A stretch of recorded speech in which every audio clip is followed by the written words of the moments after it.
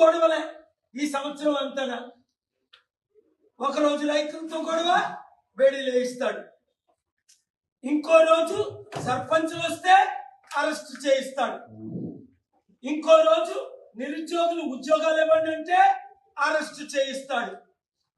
ఇంకొక రోజు మాకు పరీక్షలు పోస్ట్ పోన్ చేయించండి అంటే లాఠీ చార్జీలతో కొట్టిస్తున్నాడు. ఒక సదాం హుస్సేన్ లాగా, ఒక కడాఫీ లాగా, ఒక డిక్టేటర్ అయిపోయాడు తమ్ముడు రేవంత్ రెడ్డి. చట్ట విరుద్ధంగా సొంత చట్టం పెట్టి జీవో 482 బిల్డింగులు, నోటీసులు ఇవ్వకుండా అనేక బిల్డింగులు. తమ్ముడు బిల్డింగులు కోల్చలేదు.